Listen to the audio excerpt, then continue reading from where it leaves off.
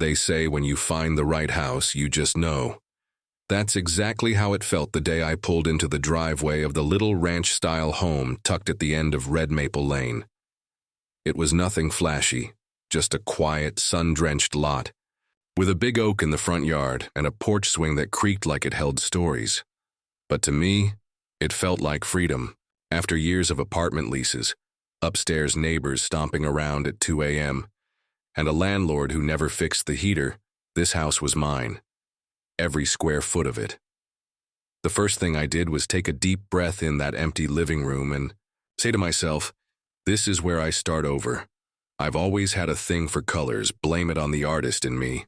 I see the world in tones and moods, and nothing speaks louder than the color red. To some, red means warning or rebellion. To me, red is warmth, passion, strength. So naturally, when it came time to paint the house, I didn't go with coastal beige or approved neutral. I chose a rich, vibrant brick red. Not obnoxious, not fire engine, just bold enough to make you look twice and smile. Neighbors waved. Some even complimented it. I'd sit on the porch with a cup of coffee and feel proud, like the house had finally come to life. I never imagined that a paint color could change everything. It started with a letter, plain white envelope, no return address, just my name typed neatly on the front. I opened it thinking it was junk mail or a lawn service ad. Inside was a single sheet of paper that made my heart drop. Notice of violation. You are hereby fined $50,000 for painting your home an unapproved color in violation of HOA design standards. HOA? I blinked. There must be some mistake. I wasn't even part of a homeowners association. I was sure of it. But the letter was real, and it was just the beginning. The peace I'd found in my little red house shattered in an instant. And the war. Oh, it was just warming up. At first I thought it was some kind of prank, a scam maybe. One of those fake notices designed to scare people into calling a 1-800 number and giving away their bank account. But no, this one was different. It came on official-looking letterhead, embossed even. The header read, Maple Ridge Homeowners Association. Notice of violation. My name was spelled correctly. My address was printed in bold. There was no smiley face, no gimmick, just line. After line of cold, calculated legal jargon. You are hereby fined the amount of $50,000 for violation of Maple Ridge HOA Design Covenant 3.2.1 Exterior Aesthetic Standards. Specifically, unauthorized alteration of property color without prior approval. Immediate remediation is required. $50,000 for paint. My hand literally shook holding the paper. I read it again and again. Each time my brain refused to process the words, I don't live in an HOA. That was the first thing I checked before buying the house. I hate HOAs, always meddling in things that don't matter, making life harder than it needs to be. But here it was, clear as day, demanding I either paint my house back to its original beige or face escalating daily penalties. They even included a color palette, a literal printed sheet of approved tones ranging from bone dust to sand fog. All depressing, all lifeless, none of them red. I called the number listed, hoping to speak to someone reasonable. Instead, I got an answering service. If this is regarding a design violation, please leave a message and allow 7 to 10 business days for a response. That night I couldn't sleep. I stared at the ceiling, wondering if I'd missed something in the paperwork. I pulled out my deed, my closing documents, everything I'd signed. Nothing mentioned an HOA. Panic began to crawl up my spine. If they could find me this much without warning, what else could they do? Could they put a lien on my house? Sue. By morning, disbelief had twisted into white-hot rage. Who were these people to threaten me over a color, over my home? Something wasn't right. And I was going to find out exactly what the hell was going on. It was the knock that told me everything I needed to know. Sharp, impatient, and repeated 3 times, like she was already annoyed I hadn't answered fast enough. I opened the door, and there she stood. Short platinum blonde bob, Oversized sunglasses, clipboard in hand like a badge of honor. She didn't introduce herself. She didn't smile. She just looked me up and down like I was the mess on her perfectly manicured lawn. "Hi, I'm Cheryl, president of the Maple Ridge HOA," she said, already stepping one foot onto my porch without being invited. I blinked. "Maple Ridge? I'm sorry. There must be some mistake. I'm not part of—" "You are within the extended jurisdiction," she cut in, waving the clipboard like it contained gospel. "Annexed properties fall under HOA compliance. It's all in the documents." She tapped her pen against the edge of the board, slow and smug. I didn't say anything. I was still trying to process the idea that this woman had somehow decided she had legal dominion over my home. Her eyes scanned the front of my house with a sneer. "You've really gone bold with the red." "Not exactly. In line with our community aesthetic. It brings down the neighborhood's overall tone." I clenched my jaw. "It's paint." "It's non-compliant paint," she replied sharply, "and it reflects a disregard for the standards we work hard to maintain. Property values are delicate. One rogue house can affect comps for everyone. You understand, don't you?" There was a thin, fake smile stretched across her face. "The kind people wear when they're used to getting their way. You're not legally over this property," I said, keeping my voice steady. "I've looked into it. There's no HOA on my deed." "Oh, sweetie," she cooed with mock sympathy. "You can think that, but you'll find out the hard way when the liens start stacking up and the court dates show up in your mailbox." She turned to leave, heels clicking on the concrete like punctuation marks. Then she stopped, glanced back at me over her shoulder, and tilted her sunglasses just enough for me to see the gleam in her eyes. "You'll regret ignoring the rules, sweetheart." And just like that, she walked off my porch like she owned. And it didn't stop with the first letter. In fact, that was just the warm-up. Within a week, I had a stack of envelopes sitting on my kitchen counter, each one stamped with phrases like "final notice," "escalated violation," and my personal favorite, "daily fine imposed $500 per day, retroactive." The numbers didn't even make sense. One letter said I owed $6,000. The next said $1,100. I hadn't even breathed on my house in that time, let alone done anything new. But the red paint stayed, and so did their obsession with it. I started getting sideways looks from neighbors I used to wave at. One woman I'd chatted with about tomato plants crossed the street when she saw me coming. Another man just muttered, "You really brought this on yourself," when I tried to say hello. That one stung. Sleep became a luxury. I'd lie awake until 3 or 4 a.m., my laptop casting a blue glow over the sheets as I searched everything I could. How to fight an HOA fine. Unenforceable HOA covenants. What if I'm not in an HOA but they claim I am? My eyes burned from reading legal PDFs, forum threads, and horror stories. Some people had been bankrupted by their HOAs. Others lost their homes over things as petty as mailbox height or untrimmed hedges. It felt like I was drowning in bureaucracy. Every time I thought I found something helpful, I'd get another letter that made me second-guess myself. One night, I called the number again. A new voice answered. Calm, robotic, and deeply unhelpful. "According to our records, your property falls under the extended boundaries of the Maple Ridge Homeowners Association via covenant overlay annexed in 2006. "What annexation?" I snapped. "Where's the documentation?" "It's available upon request," the voice said, like a script. "Please submit a formal inquiry by certified mail. Response time is approximately 30 to 60 business days." 60 business days. I could barely hold the phone without shaking. I started digging into my closing documents again, this time with a fine-tooth comb. Nothing. Not a single line about an HOA annexation or covenant overlay. So either they were wrong or they were lying. But they weren't backing down. The letters kept coming, the fines kept growing. One envelope even came with a glossy pamphlet titled, "Understanding Your Role as a Responsible Homeowner." I stared at it stunned and let out a short, bitter laugh. They really thought they had me, and for a while I thought so too. Until I realized something important. something I was going to verify in person. If they truly had jurisdiction over my property, there would be a record of it. A legal, official, county-stamped record, and I was going to find it, or prove it didn't exist. Either way, this war was far from over. The next morning, I was at the county records office by 8:30 a.m. Fueled by bad coffee and righteous fury, my hands were still shaking from the latest HOA letter. They were now threatening to file a lien if I didn't comply by the end of the month. 30 days.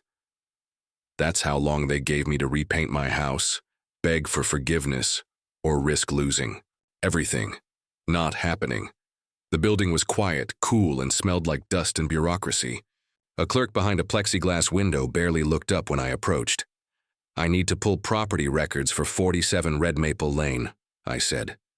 She blinked slowly, then handed me a form and pointed to a computer terminal behind me. "Fill that out. You can search the plat maps and deeds there. If you need prints, let us know." So I got to work. At first it felt like I was reading a foreign language. Legal descriptions that ran for paragraphs. Weird phrases like meets and bounds, and plot lines drawn like chicken scratch. But after 2 hours of digging and cross-referencing, I found it. My lot. My house. And it was not included in the Maple Ridge HOA's governing plat. I stared at the screen, mouth slightly open. The neighborhood was drawn out clearly, shaded in light blue on the digital map. A bold line marked the HOA. Boundary. My property, just outside it, no shading. No crosshatch. Nothing. It was like being accused of trespassing on land I never set foot on. I printed everything. Maps, dates, legal descriptions, anything I thought I might need, and drove straight to a local property attorney's office. I didn't even have an appointment. I just walked in, documents clutched in one hand like a shield. To my surprise, someone agreed to see me within the hour. A sharp-looking woman named Andrea met me in a small conference room with wall-to-wall shelves of legal books. I laid everything out on the table. She read silently for several minutes, nodding occasionally, eyes darting across the lines of legalese like she was reading a murder mystery. Finally, she looked up. "You're not in the HOA," she said. I blinked. "Are you sure?" "Positive," she replied, tapping one of the maps. "See here? Maple Ridge was incorporated in 2006, and they filed annexation documents for phases 1 through 3. Your lot was supposed to be part of phase 4, but the filing was never completed. It was proposed, but it was never legally recorded or approved by the county. So they just assumed. They assumed wrong, or they hoped no one would notice." She explained that for a property to fall under HOA jurisdiction, it has to be explicitly included in the governing documents, plats, covenants, easements, or declarations, and mine wasn't. It's like someone trying to enforce house rules on you when you never moved into their house, she said with a shrug. I couldn't help but laugh, half relief, half disbelief. All this stress, all the letters, the threats, the judgmental stares, and it was built on nothing. "I'll draft a formal response for you," Andrea said, already pulling out a legal pad. "We'll hit them with a cease and desist, and if they keep pushing, we file for harassment and defamation." I sat there stunned, feeling a mix of vindication and rage. They had no power over me. They never did. But Cheryl didn't know that yet, and I couldn't wait to be the one to tell her. Showed up to the next HOA board meeting 15 minutes early, just enough time to take in the scene. It was being held in one of those overly sterile community clubhouses that smelled like lemon cleaner and old carpet. Fluorescent lights buzzed faintly overhead. A long conference table sat in the middle of the room, surrounded by stiff-backed chairs and even stiffer people.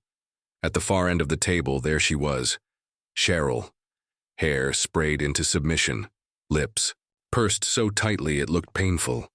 She glanced up, saw me, and gave a smile that didn't reach her eyes. A few other board members turned too, some curious, some smug, one man openly rolling his eyes. "Glad you could join us," Cheryl said, folding her hands like a villain in a Disney movie. "I assume you're here to discuss your ongoing violation?" "I'm here to resolve it," I said calmly, taking a seat across from her. She raised an eyebrow. We've already sent multiple notices. The daily fines are in effect. If you're looking for leniency, I'm afraid you're a little late. I pulled out a folder from my bag and placed it neatly in front of me. I didn't open it yet. I'm not looking for leniency, I said, locking eyes with her. I'm here to let you know you have no authority over my property, and you never did. A soft chuckle came from her side of the table. That's not how this works. We've had oversight on your street since 2006. Actually, I said, finally opening the folder, you filed for annexation of Phase 4, but the paperwork was never completed. No approval from the county, no recorded plat, no covenant tied to my deed. I slid a map across the table like a poker player laying down a royal flush. This is your HOA boundary, I said, tapping the shaded area. And this, I pointed, to the small empty square just outside the lines, is my house, not shaded, not included. Cheryl leaned forward, her eyes narrowing. She picked up the map with trembling fingers and scanned it. Another board member craned his neck to look. The room went quiet. I followed it up with a copy of the county records. This is from the recorder's office, dated, stamped, official. Then came the letter, neatly printed on my attorney's letterhead, with legal terms like harassment, defamation, and cease and desist sprinkled like landmines throughout. The silence stretched. One of the board members finally spoke up, a man in a plaid shirt who looked like he'd rather be anywhere else. Wait, so she's not actually in the HOA? Cheryl didn't answer. Her jaw was tight, her nostrils flaring like a pressure valve. She stared at the documents like they were written in another language. I stood up, calm and steady. This is over. You send me one more letter, fine or threat. My lawyer will take it from there. I gathered my folder and turned toward the door. Before I walked out, I paused, looked over my shoulder and smiled. Oh, and Cheryl, your little power trip? It ends now. Then I walked out, leaving her fuming behind a stack of documents that burned hotter than the red on my house. It happened 2 nights after the board meeting. I was finally starting to breathe again, to sleep a little easier knowing the law was on my side. The cease and desist letter had been delivered. Cheryl hadn't responded, and for a fleeting moment I thought maybe she'd backed off. But Karens like Cheryl don't go down that quietly. The next morning, I went out to grab the mail, coffee in hand, when I stopped dead on the edge. The curb. My mailbox had been painted, not repainted, painted over. Sloppy, aggressive brush strokes of beige completely covering the vibrant red I'd painted just weeks before. It was streaked and uneven, like someone had done it in a hurry and didn't care about making it look neat. Red dripped out from the corners like a wound struggling to close. Paint had even splattered onto the sidewalk and the grass, staining the curb and part of my driveway. My stomach dropped. I set my coffee down, fingers already dialing into the security app on my phone. I had installed a camera over my garage just a couple months ago after a package went missing. It caught part of the front yard, and thankfully the street-facing side of the mailbox. I scrubbed through the footage, heart hammering. There it was. Timestamp, 2:13 a.m. A man in a reflective vest with the HOA logo casually walked up from the sidewalk carrying a can of paint and a brush. No gloves, no hesitation. He knelt and began slathering beige over my mailbox like he was doing community service. He didn't even look around. It was like he thought he had every right. I paused the video and zoomed in. I knew that face. He was one of the board members, quiet, big guy, sat next to Cheryl at the meeting with his arms crossed like he didn't want to be there. Apparently, he did want to be here, vandalizing my property in the dead of night. I stared at the screen, jaw clenched so tight it hurt. The audacity, the pettiness, the level of entitlement it took to think they could intimidate me into submission like this. They wanted to play dirty? Fine, I was done playing nice. And this time I wasn't just going to defend myself, I was going to hit back hard and make sure Cheryl's little kingdom of control crumbled right under her. It felt like the calm before the storm, except I wasn't just waiting anymore. I was gearing up to strike. I contacted Andrea, the property attorney, immediately after seeing the footage. She assured me that the HOA had crossed a line with their latest stunt, and now it was time to make them face the consequences. She'd been more than patient with me so far, but this was something else entirely. 2 days later, the wheels were in motion. I arrived at Andrea's office just before noon, clutching the full stack of evidence: the video footage, the photos of my defaced mailbox, the letters from the HOA, and the original legal documents showing the blatant discrepancy in their jurisdiction. She was already seated, ready for action. But this time, there was an added intensity to her focus. Her hands worked quickly, pulling papers from a thick file, and without a word, she slid a formal legal envelope across the desk toward me. The first thing I saw was the HOA logo, crossed out in thick red marker. The rest of the envelope was crisp and official, just like the first threatening letter I'd received, except this time it had the power of the law behind it. Inside were the documents I had been waiting for: the cease and desist order, and several additional pages outlining the legal consequences they would face if they continued to harass me or attempt further vandalism. The language was firm and direct. Defamation, harassment, and property damage were all now on the table. As I slid the documents out, the weight of it hit me.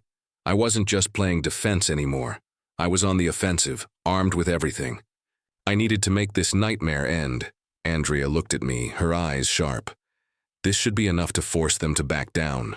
The next step, if they refuse to comply: litigation. I nodded, feeling a strange mix of pride and vindication. The envelope, now a symbol of my power and resolve, was sent off that afternoon, arriving at Cheryl's office in the hands of a courier. The letter would be in her hands by the end of the day. The message? Loud and clear: leave me alone. Or face the full weight of the law. As I watched the courier drive away, the small envelope disappearing into the distance, I felt a quiet satisfaction wash over me. It wasn't over yet, but the tables had officially turned. And now, it was there. Turned to feel the pressure. The community hall was packed, far more than I'd ever seen for any other HOA meeting. Every chair in the small, dimly lit room was occupied, and there were even people standing in the back, craning their necks to get a glimpse of the drama unfolding. It felt like a war zone. The air was thick with whispers. I could practically hear the murmur of curiosity and judgment swirling around the room. I caught a few familiar faces in the crowd. People I hadn't seen in weeks, some of them avoiding eye contact like they were ashamed they hadn't taken my side sooner. Others gave me encouraging smiles, as if they were finally realizing they'd been wrong to turn their backs on me. Cheryl sat near the front, eyes glued to the papers in front of her, shoulders hunched like she was bracing for an attack. Her skin was pale, the corners of her mouth tight, and her hands shook slightly as she gripped her pen.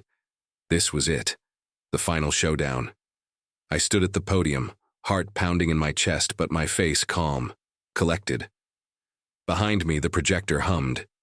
To life, the bright white screen casting an almost clinical light across the room. On the screen were the legal documents, the video footage, and a map of the neighborhood with the clear boundary lines drawn in bold. I took a deep breath, and when I spoke, my voice was steady and loud enough for everyone in the room to hear. Good evening, everyone. I'd like to thank you all for showing up tonight. I know this situation has been stressful for a lot of you, but it's time we put an end to the fear and intimidation that has been taking place in this neighborhood. I clicked the remote, advancing the slide to the map. The room fell silent. This map, I continued, shows exactly where my property is located. It's outside of the Maple Ridge HOA's jurisdiction. Legally speaking, I've never been under the HOA's rules. Yet for weeks I've been threatened, harassed, and had my property vandalized by members of the HOA, including Cheryl here, who has made it her personal mission to control how I live. I glanced toward Cheryl, who was now sitting perfectly, still her eyes locked on the screen, her face an odd combination of fury and fear. Let me show you something, I said, clicking to the next slide, the video of the HOA member painting my mailbox. Here's evidence of the HOA crossing the line from mere harassment to illegal property damage. The room gasped. I saw Cheryl stiffen. The crowd was murmuring, shocked faces now turning toward her. For the first time, I could see the cracks in her carefully constructed facade. She was shrinking. Her hands, which had once gripped her podium with confidence, now lay limp on the table in front of her, her face pale as she tried to compose herself. I pushed forward, the momentum carrying me. I'm not the one breaking the rules here, but I've been made to feel like an outsider in my own neighborhood. Tonight, I'm standing here, not just for myself, but for all of you. You have the power to stop this. You don't have to tolerate this kind of abuse anymore. I clicked to the final slide, the cease and desist letter from my attorney. I held it up for everyone to see. This letter was sent directly to the HOA. It's the beginning of the legal consequences they'll face if they continue this campaign of harassment. Cheryl's face was almost a mask of disbelief now. Her shoulders were hunched, and her usual smugness had disappeared entirely. She couldn't even look at me, her eyes darting nervously between the screen and the people in the room. Then came the moment that would change everything. The silence, then the whispering. The neighbors were speaking to each other now, exchanging looks and nods. They'd heard my side. They'd seen the truth. The freeze-frame moment happened when I turned, back to face the audience after finishing my speech. Every eye in the room was on me, some in disbelief, others in shock, and a few with expressions of admiration. Cheryl was still sitting at the front, now a shrinking figure, pale, sweaty, her fingers tapping nervously against the tabletop, unable to speak. The room was turning, and just like that, Cheryl's reign over the neighborhood was crumbling before her eyes. The fallout came swiftly, like a storm that couldn't be outrun. 2 days after the community meeting, Cheryl's downfall was officially sealed. I received an official notice from the HOA, one that had been sent to every resident. Cheryl had been voted out as president, her position revoked in a special session convened by the board. The email didn't mince words. She had failed to act in the best interest of the community and had overstepped her bounds in ways that led to her dismissal. I didn't feel sorry for her, but it wasn't the letter that sealed the deal. It was what happened next. I had just finished my afternoon coffee when I saw her.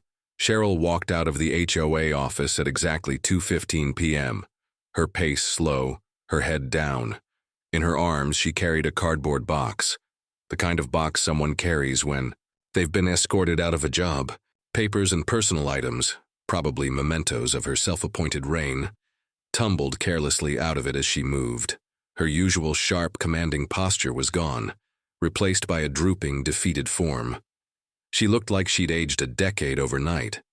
There was no sign of the smug confidence she used to have, no signs of her usual self-righteousness. And then it happened. As she stepped off the curb and neared her car, her HOA badge, the very symbol of her power, slipped from the pile of papers and hit the ground with a sharp, metallic clang. It fell in slow motion, flipping end over end as if the universe itself had decided to give it a moment of final, cinematic grandeur. The HOA logo stared up at me, now a symbol of her failure. She didn't bend down to pick it up. Her hands trembled as she continued walking, her cardboard box still clutched tightly to her chest, but the entire scene felt like a silent admission of defeat. She didn't even look back. I stood at the window of my red house watching her leave with a sense of quiet triumph. And there, in that moment, the sun broke through the clouds. It bathed my house in a warm golden glow. The red of the paint shone brighter than ever, a perfect contrast to the fading memory of Cheryl's reign. The house, once a source of fear, now radiated with the energy of a victory well earned, a victory for anyone who had ever been silenced, stepped on, or made to feel small. The battle was over, and I had won. Cheryl's footsteps grew softer as she disappeared down the street, and I knew, without a doubt, that she would never have the same hold over this neighborhood again. And my red house, it stood proud, glowing in the sunlight, a beacon of freedom. The neighborhood felt different after Cheryl's departure. A quiet kind of peace settled over the streets, as if the oppressive weight of her rule had finally lifted. The whispers that once filled the air at HOA meetings, the stares from neighbors who had once sided with her, all faded into the background. My life, however, was brighter than ever. The mailbox, once defaced in a desperate act of retaliation, now stood pristine and proudly repainted in the brightest red, the same bold shade that had started it all.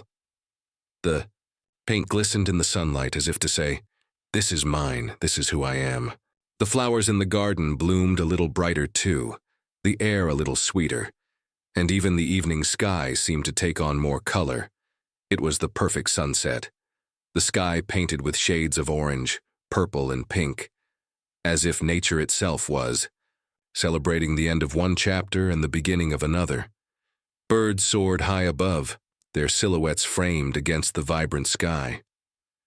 I stood on the porch, looking out over the front yard, the red house glowing like a warm ember against the deepening twilight. I could hear the faint hum of the world turning, the neighbors walking by, the occasional laugh from the kids playing down the street. It was peaceful. It was mine. It was right. The camera pulled back, moving higher into the sky, sweeping over. The neighborhood, the houses now bathed in the soft golden light of sunset. My red house stood out against the ordinary, a symbol of resilience, of standing up for what was right, of refusing to be bullied into silence. As the drone lifted higher and the sun dipped lower, the frame froze for a moment. The red of my house, glowing in the distance, fade to black. The words appeared on the screen, stark and true. Don't mess with what you don't own. And with that, the story was complete. My victory wasn't just a win over one person. It was a victory for anyone who's ever felt powerless, anyone who's ever had their rights trampled. My red house stood as a reminder that no matter how hard they try, no one can take away your peace, your voice, or your home. The end.